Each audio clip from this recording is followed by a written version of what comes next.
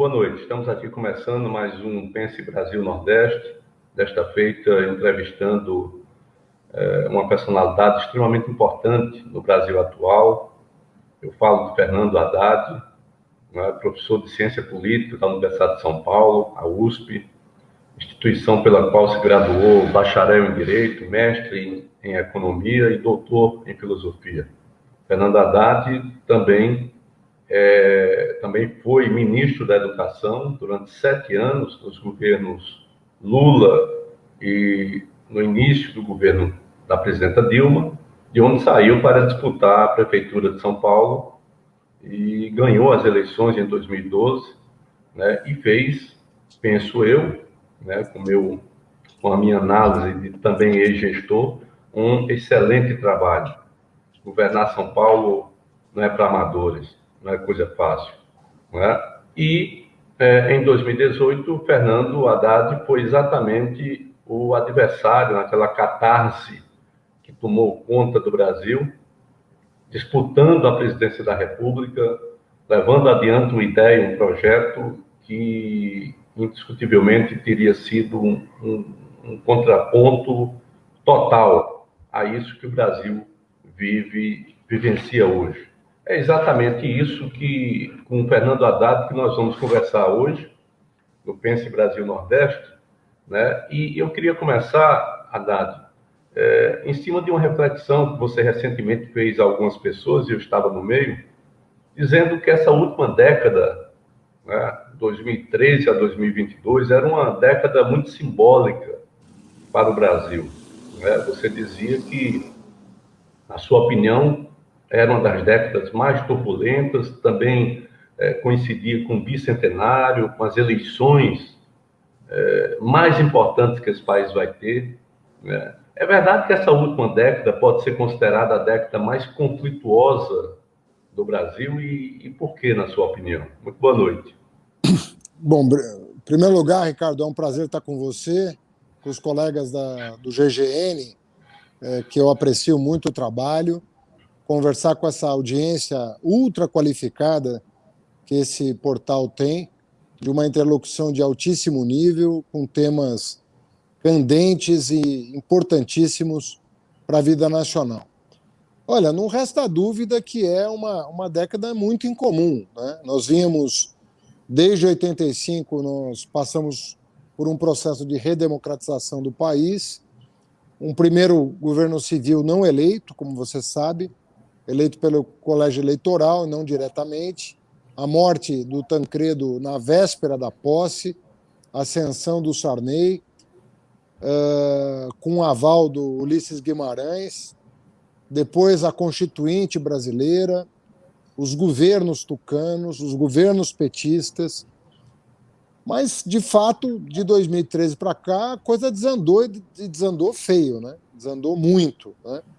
E eu acho que foi uma onda de antipolítica avassaladora, com novas técnicas de comunicação, disseminação de fake news, destruição de reputações, tudo que a gente acompanhou ao longo desses anos, abrindo espaço para aquilo que eu chamo de uma recidiva de todas as chagas que nós imaginávamos superadas ou em vias de superação. Me refiro ao patrimonialismo, ao escravismo, à misoginia, ao racismo, enfim, todas aquelas chagas que nós imaginávamos estar enfrentando com sucesso. Você tem uma recidiva incorporada, ou encarnada, melhor dizendo, na figura do Bolsonaro, que, conforme você sabe, você conhece bem, é uma figura tola, mas que encarna essas questões que o Brasil não resolveu na sua plenitude. Endereçou, mas não resolveu. Nós temos, infelizmente, uma parcela que não é pequena da sociedade brasileira que comunga valores autoritários, racistas, e até incompatíveis, vamos dizer assim, com uma república moderna, uma república que abraça todos os valores, os princípios, que respeita a diversidade, que é tolerante, e que eu acho que é muito significativa do ponto de vista quantitativo, a ponto de eu praticamente afirmar que tudo mais constante, Bolsonaro, para a infelicidade geral da nação, pode estar no segundo turno de 2022. Digo isso porque, se nós tivéssemos uma eleição nos moldes originais da redemocratização, nós teríamos dois democratas disputando a eleição, um pela direita e um pela esquerda, ou, melhor dizendo, pela centro-direita e pela centro-esquerda. Mas com a presença do bolsonarismo, encarnado na figura do Bolsonaro, com um respaldo ainda de 20%, 25% da sociedade, é uma coisa que faz pensar o que vai ser, o que é desse país. Pois bem, Haddad, mas é indiscutível que essa década aí, aliás, um pouco mais do que a década, tem a presença incomum de atores que até então não apareciam dessa forma no cenário da política. Eu me refiro a procuradores, me refiro a juízes, né, me refiro ao sistema judiciário que, talvez aproveitando uma brecha, ou então promovendo essa brecha no campo democrático, atuou fortemente ao longo desses últimos anos para destruir a política, para interferir na política, né? Então, eu queria saber, na tua opinião, quais são os impactos da entrada desses setores do Ministério Público, de setores do Judiciário. Eu falo daquilo que a gente acostumou chamar de lavajatismo, né? Essa forma criminalizadora, fundamentalmente, da política, e mais criminalizadora ainda, me parece, da esquerda, né? Dos setores que se contrapõem à ultradireita, né? Então, quais são os impactos, na tua opinião, acerca dessa novidade, entre aspas, né? Dessa péssima novidade que foi a entrada de setores do MP, setores do Judiciário no campo da política, criminalizando-a, né? Olha, Ricardo, esse é um problema grave, e eu acho que o que faltou foi o funcionamento dos controles internos desses órgãos, que rigorosamente é nenhum, né? Você não tem controle interno. Então, mesmo uma minoria de promotores ou de juízes, pode, sem freios institucionais, gerar a situação que nós vivemos, de instrumentalizar o direito naquilo que se chama, com muita propriedade, de lawfare. Na verdade, é uma espécie de estado de guerra pelo uso da lei. Quer dizer, você se transforma num inimigo, né, dos órgãos repressores do Estado, que, ao invés de buscar a verdade e a justiça, procuram resultados eleitorais beneficiando determinados grupos em detrimento de outros.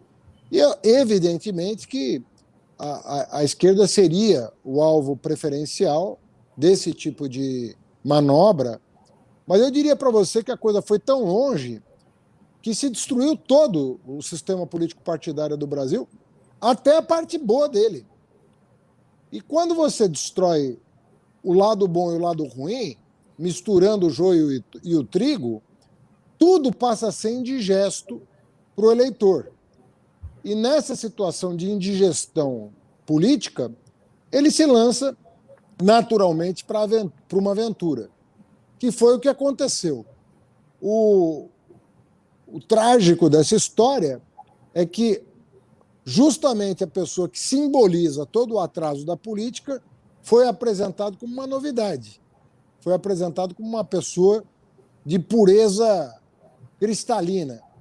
E só agora a população brasileira começa a se dar conta de quem é o Bolsonaro e o seu entorno, né? As famílias, os milicianos, o escritório do crime, as rachadinhas, a propina da vacina e assim por diante.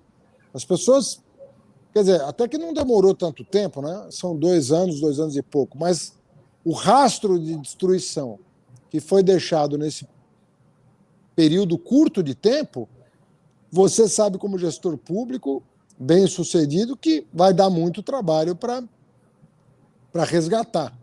Ou seja, não é tarefa fácil a que o presidente Lula tem pela frente em caso de vitória eleitoral. Agora, é óbvio que nós temos acúmulo na centro-esquerda para reconstruir esse país.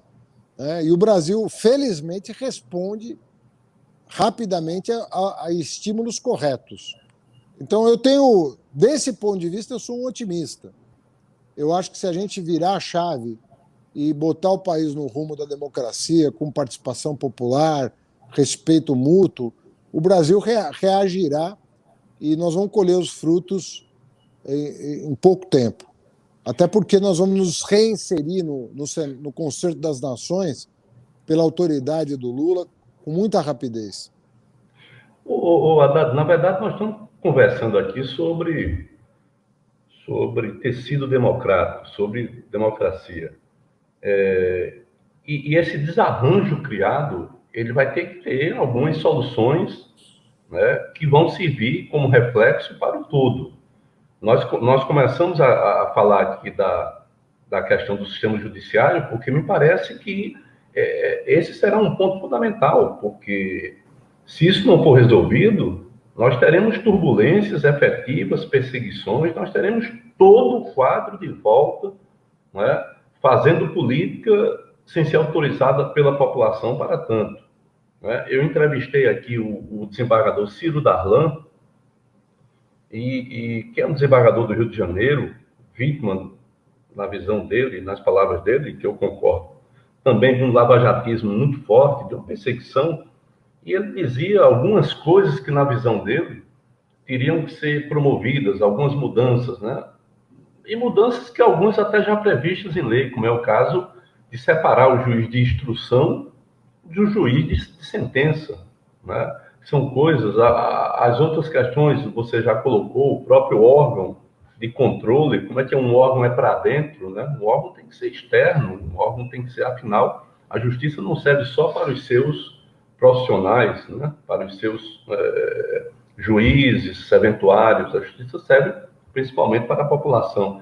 Então, você tem alguma ideia, né, como estudioso principalmente, de como fazer para, eu vou usar aqui um termo que é um sinal desse Brasil atual, desmorizar, né? Retirar essa tendência do Moro, que foi um grandíssimo agente do mal, da destruição da democracia. O que fazer para desmorizar a justiça? Olha, eu acho que nós temos que aperfeiçoar a legislação, né? E em várias frentes, vou dar um exemplo para você. Hoje, passados aí, 5, 6 anos do início da Operação Lava Jato, nós sabemos que muitos delatores mentiram. Vou dar um exemplo, né? Vários mentiram. A polícia já sabe, o Ministério Público já sabe. E aconteceu o quê? Ficou o dito pelo não dito, né? Algumas pessoas foram absolvidas, mas o delator que jogou com a sorte e conseguiu um benefício, depois de descoberta a fraude da delação, acontece o quê com essa pessoa? Na minha opinião, ele não deveria voltar à situação original. Ele deveria voltar à situação original com um acréscimo, pelo fato de ter atrapalhado as investigações. Em alguns países que têm a delação premiada, ela tem certos protocolos que são anexos à lei. Protocolos que fazem parte da lei, sobre de que maneira usar o instrumento de forma saudável para a justiça. Do ponto de vista ético, delação é um negócio controverso. Mas se você for adotar, você tem que ter certos cuidados para chegar à verdade e não para chegar a um objetivo eleitoral. Porque aí está tudo do avesso, né? Você vai usar. Outra coisa, a questão do patrimônio das empresas investigadas, você destruiu empregos. Você sabe que grandes empresas na Europa foram pegas em atos de corrupção. A Siemens foi, a Volkswagen foi. Mas você não destruiu as empresas. Você puniu severamente os corruptos, os executivos corruptos ou corruptores, e você cobrou multas enormes desses executivos, eventualmente até transferindo ações dessa companhia para indenizar pessoas prejudicadas. Isso é parte do jogo. Agora, quando você destrói a própria empresa, você está afetando a vida de milhares de trabalhadores, no caso da Lava Jato, milhões de trabalhadores que perderam suas vidas e que não são corruptos, como o dono da empresa é, como o CEO da empresa é. Estavam fazendo o seu trabalho. E alguns sequer receberam os seus direitos, sem ter nenhum envolvimento com a alta gerência dessas empresas. Então, eu acho que, assim, outra coisa, quando um juiz age de má fé, né?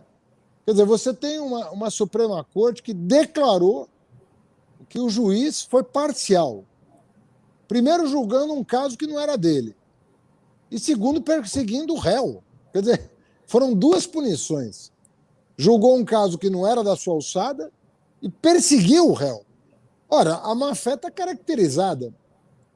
Se a má-fé está caracterizada, qual é a punição para esse tipo de conduta? É simplesmente perder apoio popular na corrida presidencial?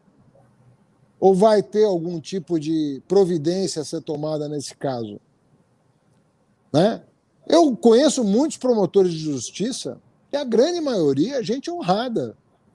Gente que faz o seu trabalho perseguindo a verdade, perseguindo a justiça, ou seja, indo atrás daquilo que interessa, de prover o cidadão com aquilo que é obrigação do Estado, que tem o monopólio do uso da violência. Ou seja, tem que fazer bom uso desse monopólio, entregando justiça para os cidadãos. E eu asseguro a você que mais de 90% dos promotores desse país são pessoas cidadãos que estão em busca de uma vida, de uma sociedade melhor. Agora, o que fazer contra aqueles que manifestamente estão usando uma função pública nobre para induzir a sociedade? Você sabe que eu recebi 3 processos judiciais às vésperas da eleição de 2018, em que o promotor deixou claro na petição inicial que visava impedir a minha vitória sobre o Bolsonaro. Eu ganhei essa ação por 5-0 no STJ. 5-0. Eu não consegui um voto a favor da tese dele, de tão estapafúrdia que era a tese. Então, eu estou me dizendo disso. O que se faz num caso desse? O promotor nem escondeu a intenção dele. Está na petição inicial. Está dito lá, o objetivo dessa ação é impedir o cidadão Fernando Haddad de vencer as eleições. Faltando 30 dias para a eleição. Então, Ricardo, nós estamos vivendo perigosamente, porque não é possível uma democracia suportar tanta violência, tanta agressão. Uma hora ela sucumbe. Porque as pessoas vão perdendo a confiança nas regras do jogo. E democracia é a regra do jogo. É aquele campeonato limpo, que o juiz não vai roubar para um lado, que o bandeirinha não vai roubar para o outro, né? Que a bola tem o mesmo peso e a mesma em todos os jogos, que a trave tem a mesma distância uma da outra em todos os jogos. É assim que a gente quer um campeonato, né, entre 2 times que podem ter projetos diferentes, defendem bandeiras diferentes, mas respeitando esse ritual. Então nós estamos colocando em risco o que tem de mais precioso, que é a nossa liberdade e o nosso desejo de contribuir com argumentos a favor de um projeto e que vença o melhor argumento. A tua fala nesse momento, ela reporta duas coisas que são importantes. Primeiro, que o que é verdade é que isso não é o todo. Não está se falando da justiça, não está se falando do Ministério Público como um todo. Né? Está se falando de setores que saíram das suas caixas, digamos assim, que tiveram hiperplasias, porque se viram numa situação, ou no delírio, de achar que iriam controlar a sociedade através da política. Né? Acharam que tinha um projeto a partir desses setores. E a outra questão é talvez a mais importante de todas, é que essas pessoas que corromperam o sistema judiciário, que na verdade corromperam o sistema judiciário, né? Qual é a punição que elas têm? Como é que a sociedade vai ter um Deltan Dallagnol atuando lá no Paraná como procurador federal e perseguindo objetivos, né? Se não os mesmos, outros, porém, qual é a condição pessoal que ele tem de continuar procurador? Essa é uma situação que ou se resolve, ou se tem coragem para se resolver, me parece, ou então nós vamos cultuar, né, essa ferida que a qualquer momento pode abrir novamente, não acha? Ricardo, vou te dar um outro exemplo, que eu acho que é até de tão ridículo, ele se torna até engraçado. Eu todo dia pela manhã, um historiador que falava em rádio, pegava a minha agenda e começava a mentir sobre a minha agenda. Né? Eu reservava um horário para tomar um café da manhã com o prefeito de Amsterdã. Ele ficava, você ouvinte, você tem uma hora para tomar café da manhã? Ou é só o prefeito Haddad que tem esse tempo todo para tomar café? Como se o café da manhã não fosse uma reunião de trabalho.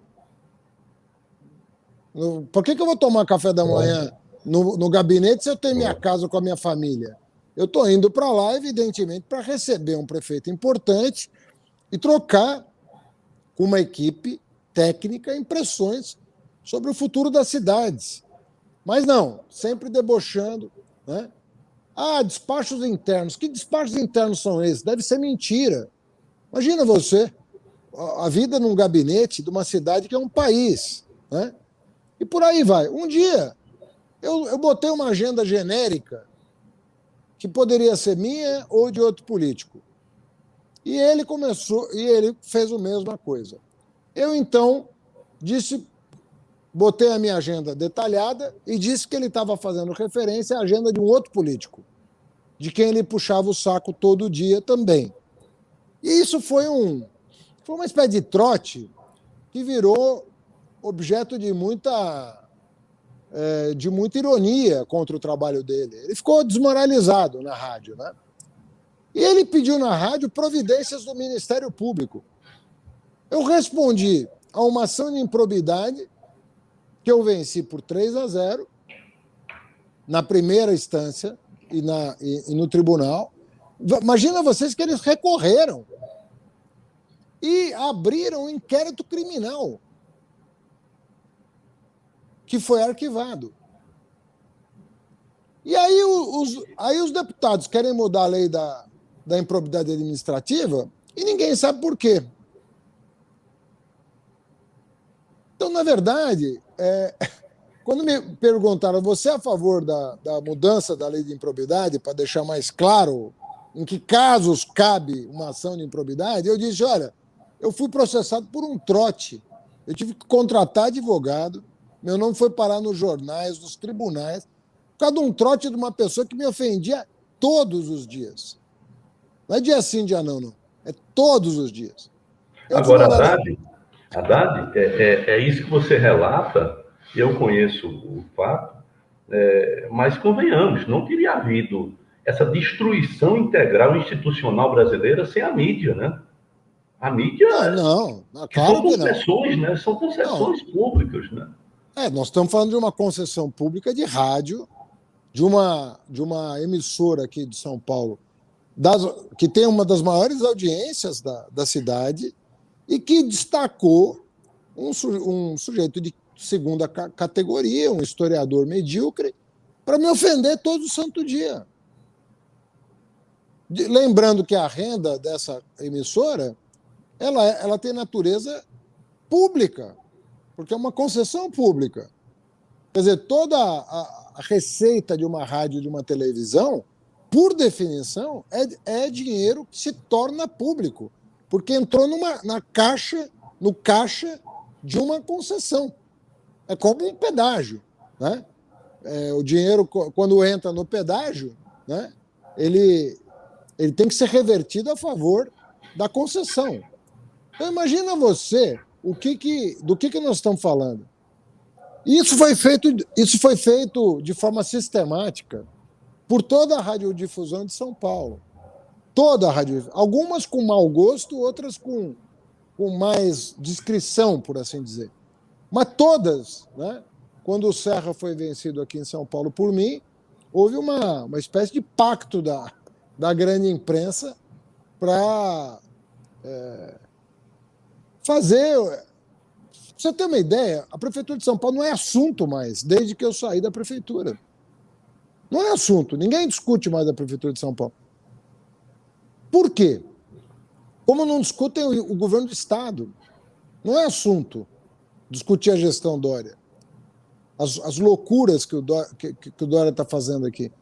Imagina você, o Dória aumentou o imposto no meio de uma pandemia e ninguém discute. Imagina se um petista aumentasse imposto no meio de uma pandemia. Não tem termo de comparação as coisas.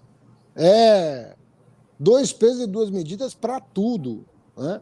E quanto mais próximo do centro financeiro, né? Aqui é o epicentro financeiro do país, mais você vai sofrer com a falta de equilíbrio na cobertura de qualquer assunto. Ricardo, nós salvamos 50%, nós tínhamos mais de 1.500 mortes no trânsito por ano em São Paulo. Eu tomei medidas duras, fiz esse número cair 50%. Todas as medidas que eu tomava eram criticadas pela radiodifusão de São Paulo. Todas. Agora eles estão falando que o importante é salvar vidas. Só que quando eu era prefeito, o importante era matar o PT e não salvar vidas. Ninguém estava interessado em salvar vidas naquele momento. Imagina esses meninos que fazem entrega, se não tivessem uma rede cicloviária disponível como tem aqui em São Paulo, ia morrer que nem mosca. Mas eles não estão interessados na vida de preto, pobre, periférico. Não estão. Estão interessados em criticar. Então é um sistema, rapaz. Isso tudo é um sistema, né, que foi perversamente utilizado para derrotar a atividade política, que, quando bem feita, é das mais nobres atividades humanas. É a busca de soluções. Política é buscar a solução, né? Solução cooperativa para os problemas que afetam as pessoas, né? A ciência busca de outro jeito, né? Busca pelo conhecimento da natureza. Só que a política é a arte de conhecer a natureza humana, de botar a natureza humana a favor de um projeto.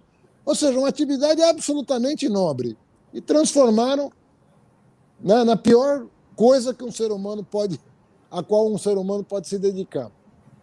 Pois bem, isso de certa forma reproduz uma espécie de patamar educacional, cultural de um povo, né? Porque eu lembro, você era prefeito, eu era governador e eu ia a São Paulo e eu sou daqueles que eu provoco para poder ouvir, ficar ouvindo, não, eu entrava num táxi e provocava e tal.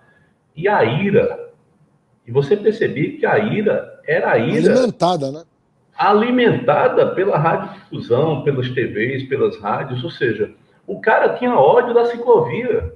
Eu dizia, mas amigo, isso vai... O cara tinha ódio do limite de velocidade mais baixo. Eu disse, mas você não acha que isso vai evitar mortes?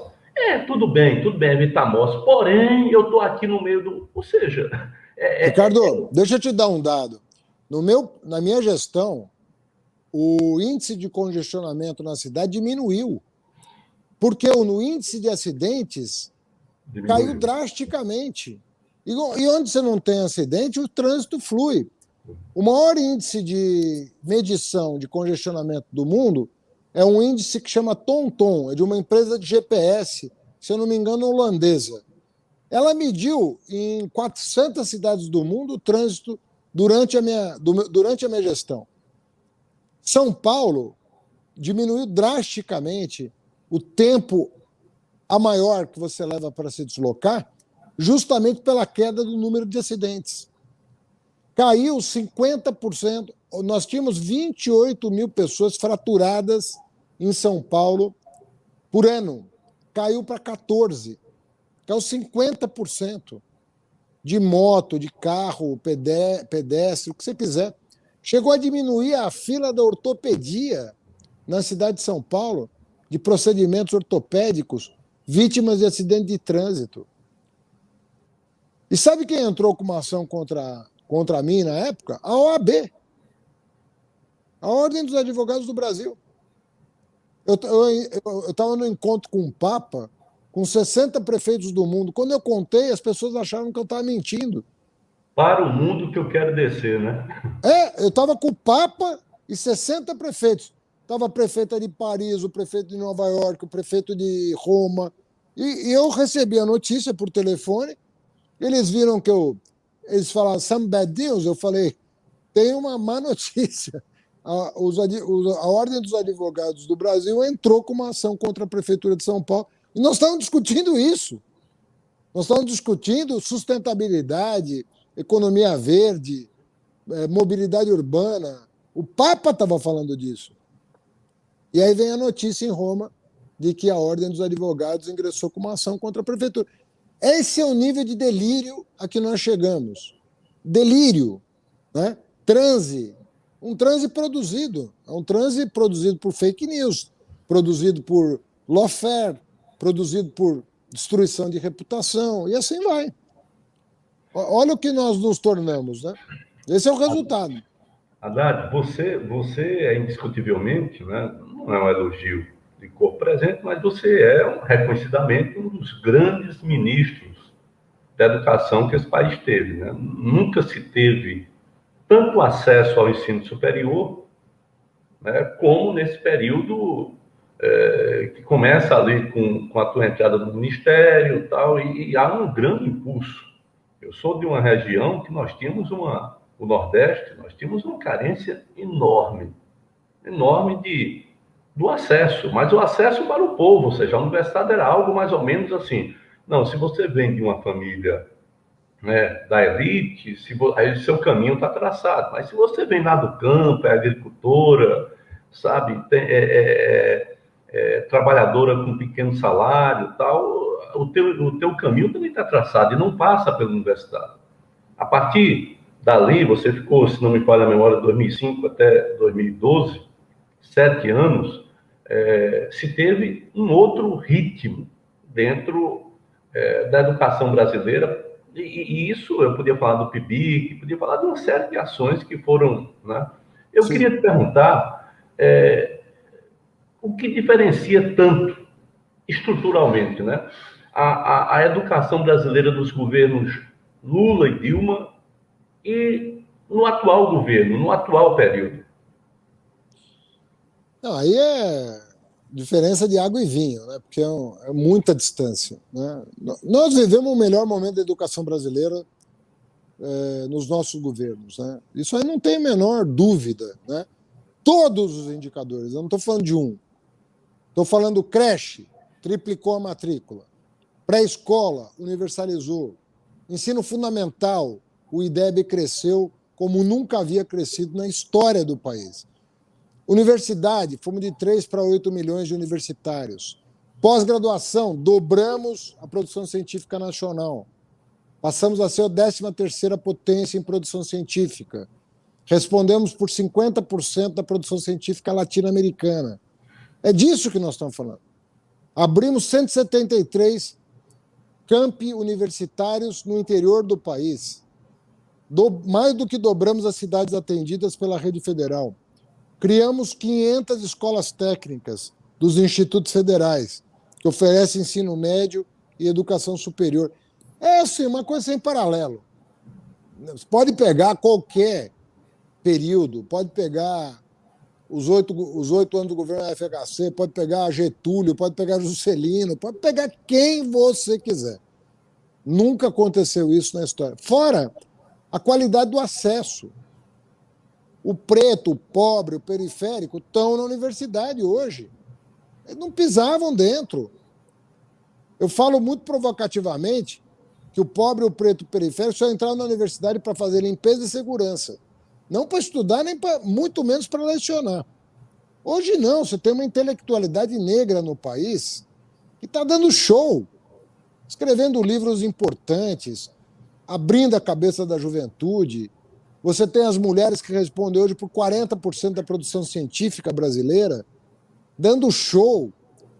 Você tem jovens professores que estão ascendendo para a carreira docente, que estão mudando a cara da universidade. Pela primeira vez, pode surgir um projeto nacional representativo da diversidade brasileira de dentro da universidade. Uma massa crítica diferenciada. Então, isso nunca aconteceu. Hoje, o que você tem? Vamos lá. Lançaram o Futurice. O Futurice não existe. Não teve uma única universidade que aderiu ao Futurice. Ninguém mais lembra nem de cobrar o governo Bolsonaro desse projeto, malfadado projeto para as universidades federais. Então, Futurice, ninguém mais fala. Escolas cívico-militares, uma aberração, uma baboseira. Não tem nenhum indicador demonstrando que os pequenos exemplos que eles conseguiram estão dando resultado. Aí você tem homeschooling. Ricardo Coutinho, você é um homem tarimbado. Homeschooling vai tirar a criança da escola para ser educada em casa, sem convivência com professores e estudantes, no Brasil? Um crime. Ou seja, do que nós estamos falando? Aí, censura livro didático, censura itens do Enem. Você votou uma patrulha ideológica. Eles falavam da escola sem partido. Não tem escola mais partidarizada do que a do Bolsonaro. Não existe nada mais partidarizado do que o Bolsonaro está fazendo com a educação. Ele quer educar as pessoas à sua imagem e semelhança, como se ele fosse exemplo para alguma coisa e como se ele tivesse educado bem os filhos dele. Isso é um péssimo exemplo de educação. Todos malandros. Então, os amigos de quem ele se cerca, é tudo petição de miséria. Então, a situação da educação é muito grave. Eu tive uma conversa com alguns reitores, a maioria não chega em dezembro com o orçamento. Foi cortado 32% do orçamento de custeio das federais. Salários congelados há anos. A inflação comendo poder de compra dos professores e sem orçamento para chegar no final do ano. Praticamente zeraram o investimento. Você não tem dinheiro para comprar as máquinas necessárias para fazer ciência. As pessoas acham que ciência se faz só em biblioteca. Você precisa de laboratório. Você precisa de equipamento de última geração. Imagina para você fazer pesquisa hoje daquilo que importa para a economia, daquilo que importa para a saúde pública, daquilo que importa... Você precisa de dinheiro, de equipamento, de equipe, de bolsa. Você precisa mandar gente para fora. Isso tudo foi inviabilizado pelo governo Bolsonaro, desde o Temer, na verdade, mas sobretudo agora com o Guedes, que cortou. Cortou para quê? Cortou para economizar. Não, ele cortou para criar um orçamento paralelo para comprar deputado com emenda. É isso que ele cortou, não é que ele cortou, ele transferiu o dinheiro da saúde e da educação para o orçamento paralelo. E vem falar em pedalada, vem falar em maquiagem contábil. Não existe uma maquiagem contábil maior que essa. Você tirar dinheiro de áreas prioritárias e colocar na mão de um cara do Centrão, que agora ele se assume do Centrão, para dizer que quanto que ele quer de liberação de emenda para não abrir processo de impeachment, para votar a favor das maluquices que o Bolsonaro apresenta para o Congresso, a venda da Eletrobras, a venda dos Correios, a independência do Banco Central e por aí vai. Veja, não é só a educação. Veja o que está acontecendo com a cultura, meio ambiente, saúde, relações exteriores, ciência e tecnologia. O orçamento todo minguando e sendo transferido para essas pastas que gerenciam o dinheiro público da maneira mais promíscua possível com o Congresso Nacional, com as finalidades conhecidas, né? Que é vender a Eletrobras, vender os Correios, a independência do Banco Central e assim por diante. Não tem nenhum fim nobre no que ele está fazendo. Além disso tudo, eu queria assim, te provocar no sentido de algo que é extremamente grave com a própria pandemia, né? A pandemia fez com que o ensino público ele se atrasasse talvez uns 10 anos, Sim. porque não se teve capacidade, condição ou compromisso, na verdade, compromisso, de minimamente estabelecer rede de internet, acesso à internet, acesso a um smartphone, acesso a um tablet, alguma coisa para milhões e milhões de estudantes da rede pública que tinham recuperado um protagonismo. Para você ter ideia, daqui na Paraíba, em 2010, nós tivemos 373 estudantes da rede pública estadual aprovados no Enem para uma universidade pública, em cursos superiores, né? 373. Sim. Em 2018, esse número já estava em 3.800. Ou seja, você teve dentro, por quê? Porque você tinha as boas políticas públicas vindas da União, dos governos Lula e Dilma, né? E você tinha no Estado um governo que efetivamente investia, apostava e tal. Né? Com essa pandemia, esse ritmo, isso aí, porque as aulas pararam. Sim. Você, 20% é que tinha um smartphone em casa e 20% é que tinha acesso à internet. Então, o restante ficou fora. Então, você tem um fosso que provavelmente, eu não sou da área, mas eu acho que você vai ter aí 5, 10 anos para poder Tranquilamente. recuperar, né, uma paridade. Isso trabalhando bem, né? Trabalhando Isso, bem. trabalhando bem. Porque Trabalhando corretamente. senão você não recupera. É uma geração que fica prejudicada para sempre se você não agir corretamente. E tem que agir, inclusive, com verba, não é só boa intenção. Você vai ter que fazer um programa nacional de inclusão digital, você vai ter que estender jornada escolar, você vai ter que contratar professores para, eventualmente, fazer aulas de recuperação. É um plano nacional de recuperação escolar. Tem como evitar isso. Ou dar de barato que quem perdeu, perdeu. Que é o que provavelmente um cara como o Bolsonaro fará. Porque ele fala, sinto muito, eu não sou coveiro. Sinto muito. Ele é assim, né? É um ser bastante complexo, que talvez precisasse ser estudado daqui a pela centenas zoologia, né? Pela zoologia. zoologia, né? Para a gente fechar essa questão do Bolsonaro, porque vamos falar depois de coisas que têm um futuro, de coisas que alegrem o coração e tal.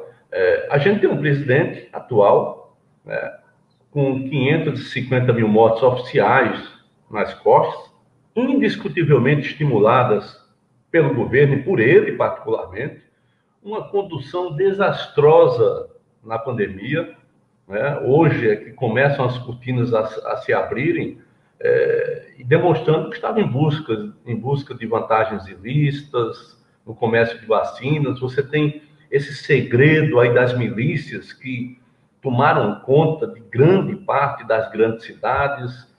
Você tem até coisas como Marielle. Como é que se metralha, né, uma pessoa, no caso Marielle e o Anderson, como é que se metralha no centro do Rio? E até hoje ninguém consegue dizer quem mandou matar, né? Então, ou seja, você tem um Brasil cheio de dúvidas, um Brasil por baixo do pano. Eu queria te perguntar, qual você acha que será o destino de Bolsonaro, com tudo isso, com toda essa destruição institucional que promoveu, destruição das políticas públicas, sem colocar nada no lugar, enfim, por esse atraso todo que o Brasil sofreu? Qual será o destino de Bolsonaro? Cara, eu fico estupefato de ver o apoio que ele tem junto ao empresariado ainda. É uma coisa que faz pensar. Qual é o projeto de sociedade que essa turma tem em mente? Qual é o projeto? Quais são os empregos que eles querem gerar? Qual é o estudante que ele quer formar? A impressão que me dá é que a classe dominante no país não tem projeto nacional. E talvez nunca tenha tido projeto nacional. A gente é que se iludiu a respeito da. Eu não sei se nos anos 50, talvez ali ainda, você tivesse a esperança de ter uma burguesia nacional com ambições, né, condizentes com o potencial que o Brasil tem. Né? Não estou nem falando de ambições desmedidas, mas as ambições próprias de um país do nosso tamanho, com a nossa gente, com o nosso potencial.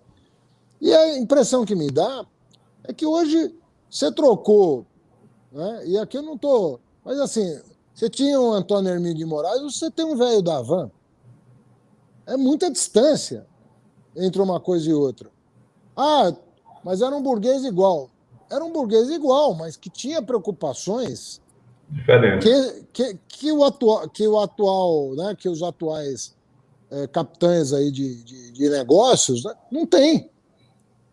Né? Inclusive na maneira, até o physique de rolo, né? Até o jeito da pessoa se apresentar parece um arlequim, né? É uma coisa estranha mesmo, o que está acontecendo. E assim, sem medo do ridículo, né? Não tem medo do ridículo. Fala besteira, agride, fala bobagem, dá mau exemplo. Então você não tem mais aquelas personalidades que você tinha, né? Que, tudo bem, capital de um lado, trabalho de outro, mas buscando mediações e sempre pensando no Brasil também. Eu vejo muito poucos, pelo menos publicamente, eu não vejo essas pessoas aparecendo com a autoridade necessária para calar essas pessoas e colocar na mesa um projeto de país. Eu não vejo personalidades, né, do mundo econômico, né, do mundo empresarial, do porte que se tinha no Brasil. Que com todas as contradições envolvendo capital e trabalho, você tinha, do lado do capital, personalidades com visão de país, com visão de futuro, podia nem ser condizente ou coerente com aquela que nós tínhamos, mas negociava-se. Né? Você tinha uma perspectiva. Hoje você vai negociar o quê? Você vai sentar à mesa com quem? Então está difícil enxergar quem seriam os protagonistas de um novo Brasil. E a adesão ao bolsonarismo é uma coisa assustadora. É uma coisa realmente assustadora. Talvez passe por esse perfil pouco civilizado, né? Na verdade, não se... a busca aí de um determinado lucro, mesmo às custas da redução de direitos trabalhistas, por um lado, dos ganhos maiores de outro, os leva a não pensar no futuro, né?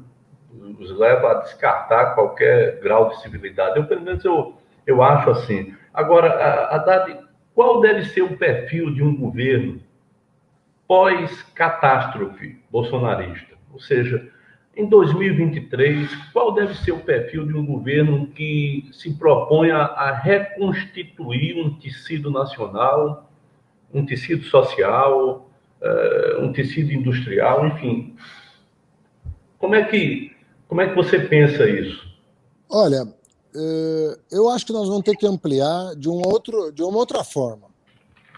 Está se constituindo em torno do Bolsonaro uma base muito aderente ao que foi o regime militar.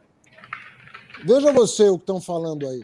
O que seria uma fusão do PSL com o PP e com o DEM, se não exatamente a Arena? é um arenão. Então, o Bolsonaro está em busca de uma arena. Então, nós temos que conversar com quem quer derrotar a arena. Entendeu?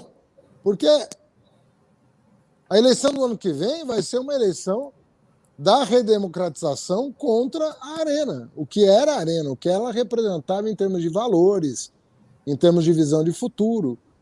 Então, nós vamos ter que ampliar de uma outra forma. Não vai ser pelas regras da Nova República, que as regras da Nova República opuseram PT e PSDB, que achavam erroneamente que a turma da ditadura vinha no, sabe, como ator coadjuvante de qualquer governo. Como veio.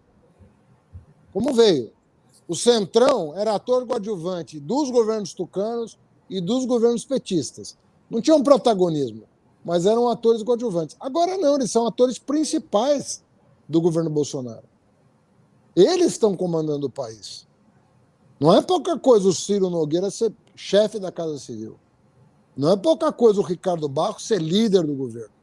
E depois de toda a atrapalhada, se manter como líder do governo. Não é qualquer coisa Arthur Lira ser presidente da Câmara dos Deputados. Não é pouca coisa. E com quem? Com Braga Neto, com o general Ramos. Ou seja, é o partido da ditadura. Ele se reconfigurou. Ele, depois de quantos anos aí? Mais de 30 anos, 40 anos, ele se reconstituiu no partido da ditadura. Então, formou-se efetivamente, por vias tortas, essas vias todas a gente conversava sobre isso, formou-se uma base autoritária no Brasil, concreta, que tem expressão política. Então, nada melhor contra isso do que colocar a democracia no outro polo e derrotá-los o ano que vem. Então, eu acho que nós temos que ampliar para os setores que foram os responsáveis pela redemocratização, que têm efetivamente compromisso com a democracia, do lado de cá para derrotar em torno da candidatura do Lula, que é talvez a maior expressão da redemocratização desse país. Um homem do povo foi alçado à condição de presidente no bojo do processo de redemocratização. Ele surgiu exatamente no ABC paulista, se insurgindo contra a ditadura militar. E foi preso naquela ocasião, como foi preso agora, pelas mesmas razões. Rigorosamente pelas mesmas razões. Então nós temos que ter a compreensão de que o rearranjo de forças para o ano que vem tem que ser de outra natureza.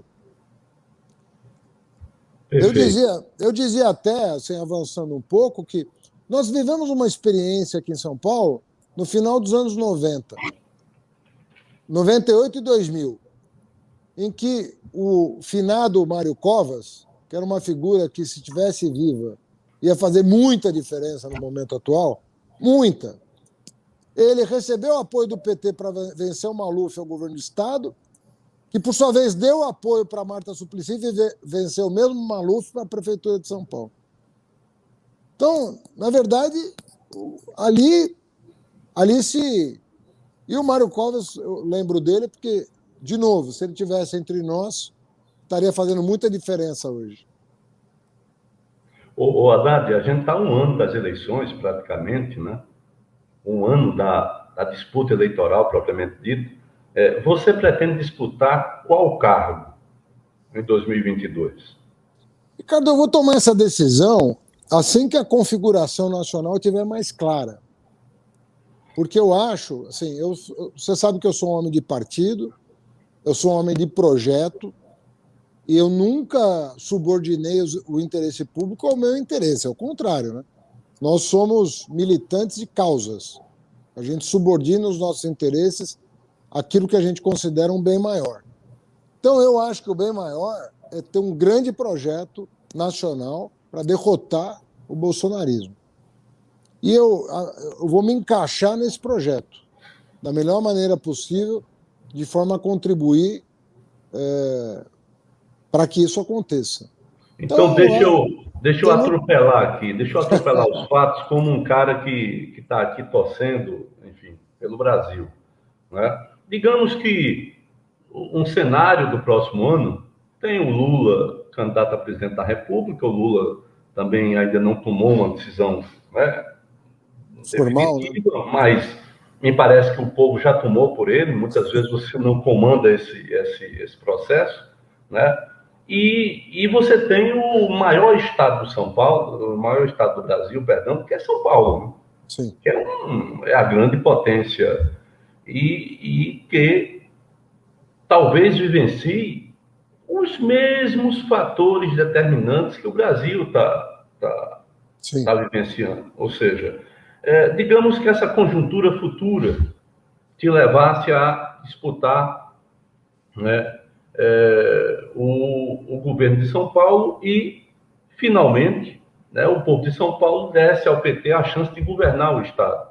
Você tem aí um longo domínio de setores do tucanato, né, mas que hoje já não representam, na minha visão, não tem uma unidade como tinham, né, lá atrás. Né? Não tem uma unidade. O Dória não representa essa unidade e tal.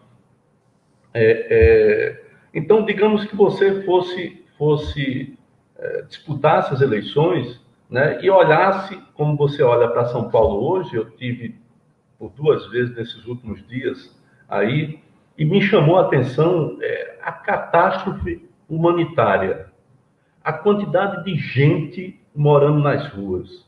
Dobrou. Hã? Mais do que dobrou. Mais do que dobrou. A quantidade de lojas fechadas. Sim. É impressionante. Ou seja, se está fechado, deixou de ter um emprego, naturalmente. Claro. Né? Então, digamos que você tivesse a tarefa, o trabalho e a responsabilidade de encarar essa São Paulo nesse aspecto da tragédia humanitária, mas com todos esses reflexos. Como é que você pensa, né, na tua cabeça de gestor experiente, de um cara que teve sucesso por onde passou, do ponto de vista daquilo que projetava e daquilo que construía, que conseguiu construir. Como é que você pensa em enfrentar tal situação, né, no principal estado brasileiro? Bom, primeiro te dizer preliminarmente que, infelizmente, você tem razão sobre o governo Dória. Ele é muito mais próximo do bolsonarismo do que, por exemplo, da tradição de um Mário Covas, a que eu me referi. Claro. Né? Mas não tem dúvida. O perfil do Dória, a agenda do Dória, tem nada a ver com o PSDB histórico, que em São Paulo foi representado pelo Covas. E que destoava, inclusive, um pouco do que era o governo federal à época,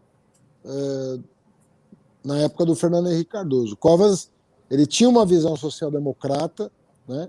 Ele era uma pessoa mais combativa do ponto de vista de enfrentar a direita, a truculência da direita, e derrotou a direita em São Paulo, ajudou o PT a derrotar, foi ajudado pelo PT e ajudou o PT a derrotar a direita em São Paulo.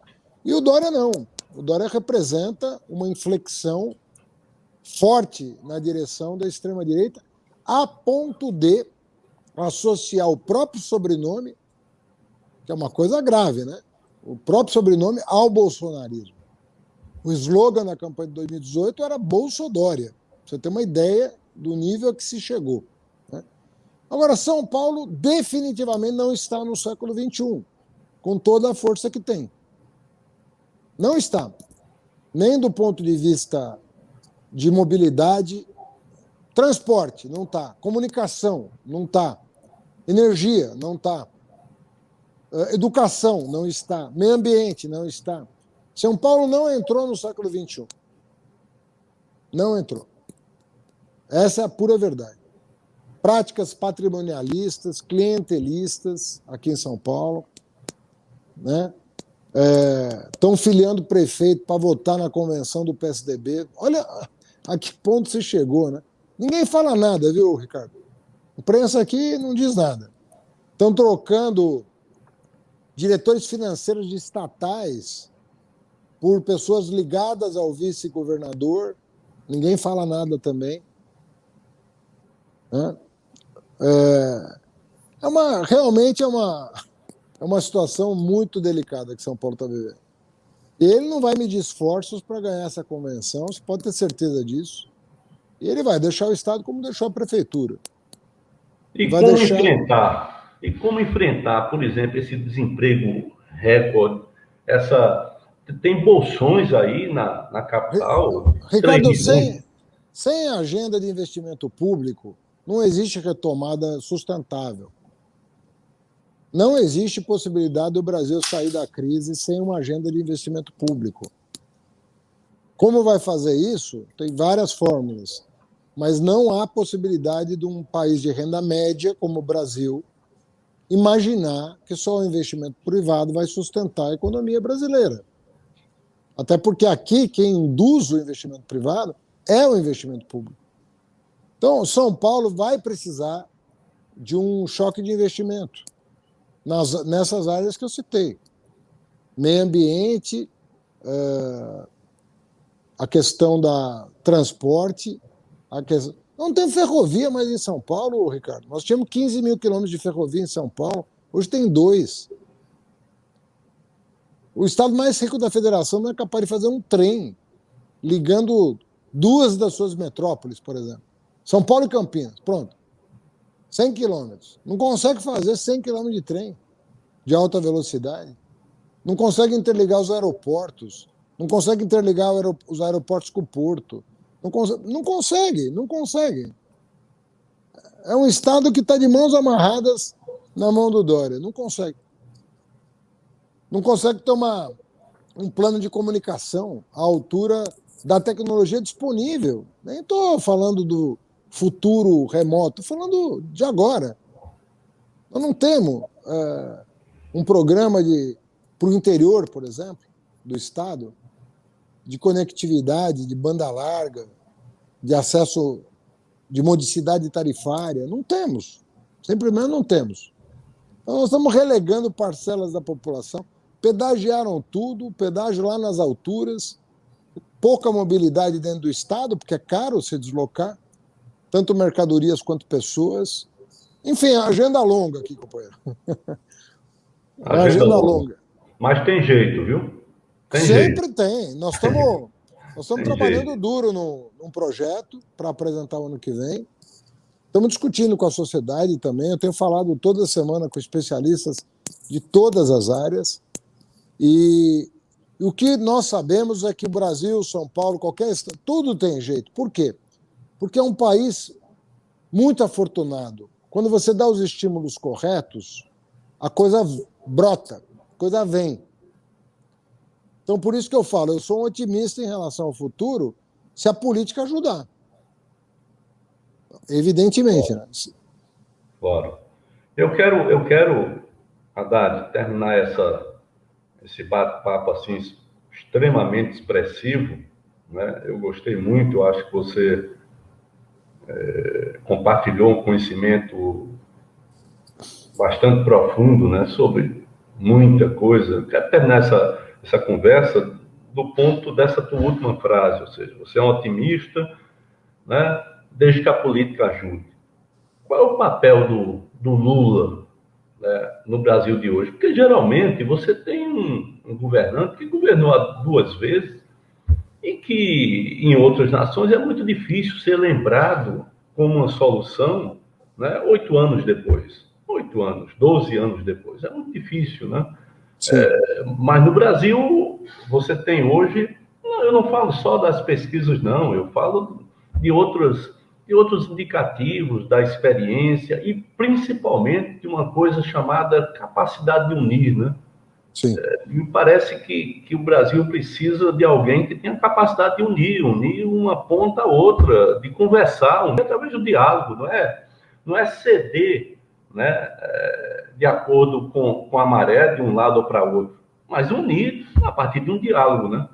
E o Brasil hoje me parece que começa a recolocar, né, Luiz Inácio Lula da Silva no patamar dessa grande liderança reconhecida, com capacidade de olhar o futuro. Como é que, para terminar essa entrevista, como é que você observa tudo isso, né? Quais são, vamos dizer assim, como é que o Brasil deve responder, na tua visão, a essa disputa que, no meu entender, será extremamente violenta, o que nós vimos né? Quando você foi candidato, eu acho que vai ser, que foi terrível, né? Foi terrível, né? Foi uma eleição terrível, Sim. né? O que nós vimos, eu acho que vai ser muito pior do ponto de vista da violência, violência institucional, da violência da mídia, de uma série de coisas. Então, como é que você percebe a reentrada? Ele nunca saiu, mas a reentrada numa disputa, né, de presidente da República de uma pessoa como o presidente Lula. Bom, Ricardo, você conhece tanto quanto eu, é uma figura extraordinária que é capaz de unir opostos em torno de uma mesa, desde que haja boa-fé dos interlocutores. E o Lula sabe reunir as pessoas de boa-fé como ninguém. Nós temos um adversário comum, na minha opinião, um adversário do país, que é o atual governo. E o Lula está muito atento aos movimentos que ele tem que fazer para reunir em torno de si, né, o que a sociedade tem de mais democrático, mais antenado com o futuro, com a ciência, com a cultura, com as questões ambientais, com a questão da tolerância. E o Lula vai nos poupar muito tempo, Ricardo. Muito tempo.